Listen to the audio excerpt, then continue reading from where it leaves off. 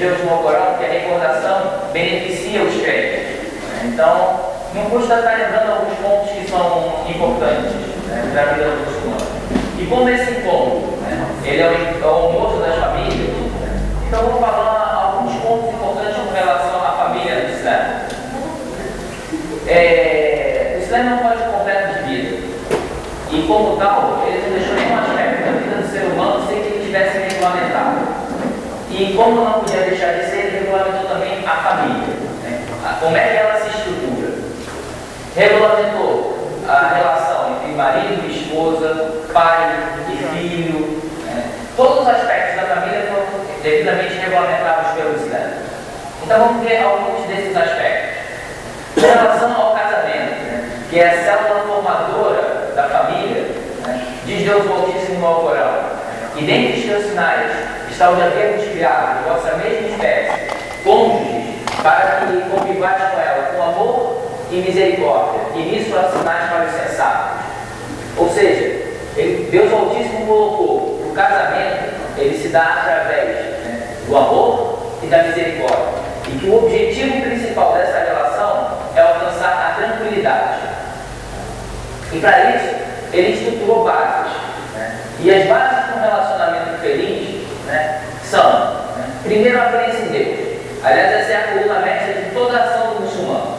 Toda ela decorre dessa crença. A segunda base é ter o profeta Muhammad como um referencial. Ele é o nosso exemplo. Diz Deus Altíssimo ao Corão: e vocês têm na pessoa do mensageiro de Deus um excelente exemplo para aquele que almeja Deus e ao dia do juízo final. Uma outra base que é muito importante é o diálogo, a conversa.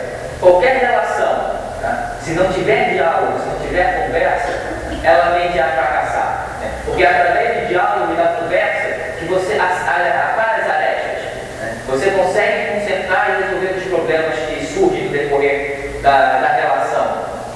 Uma outra base muito importante é a questão da confiança, né? Você confiar no próximo.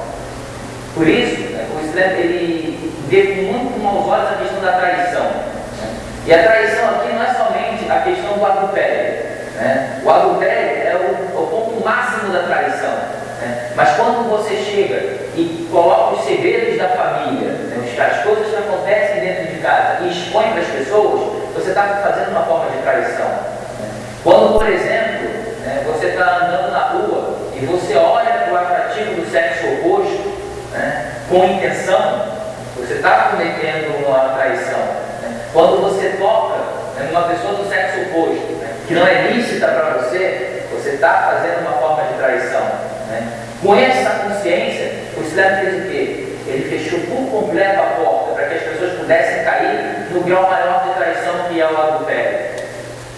O amor, né, é ponto fundamental dentro da relação, mas não o amor é que as pessoas têm a ideia dele, né, baseado nos livros de romance, nos filmes de Hollywood, não.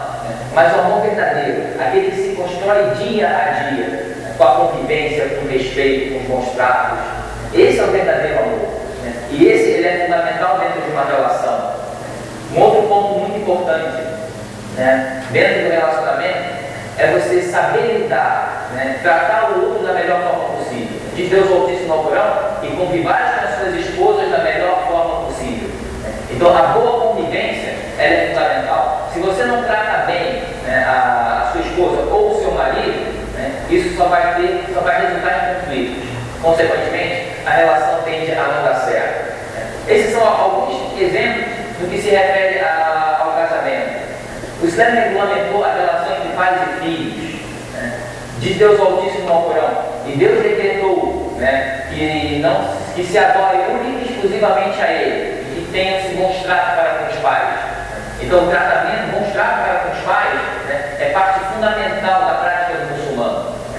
Chega até o ponto de Deus no Corão dizer, né, que o muçulmano não pode chegar e nem dizer uf para o seu pai. Uf seria uma expressão de desagrado para alguma coisa, como se fosse uma droga ou alguma coisa assim. Nem isso você pode dizer para os seus pais. Então é fundamental a questão dos bons tratos. E ele vai mais além.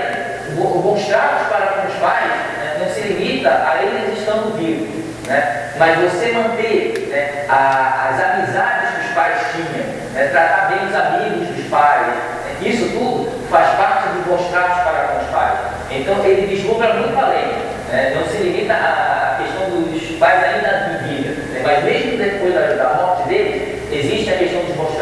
o filho fazer súplica pelos pais, para que Deus perdoe os pecados dele, coloque ele no paraíso, derrame a misericórdia dele sobre ele. Então tudo isso faz parte do contrato dos filhos para com os pais. E também regulamentou como deve ser a relação dos pais com os filhos. Por exemplo, para cada uma, principalmente com relação à filha. O Islã chamou muita atenção com relação a isso. Por quê? Porque no decorrer da história, a mulher sempre foi o lado fraco.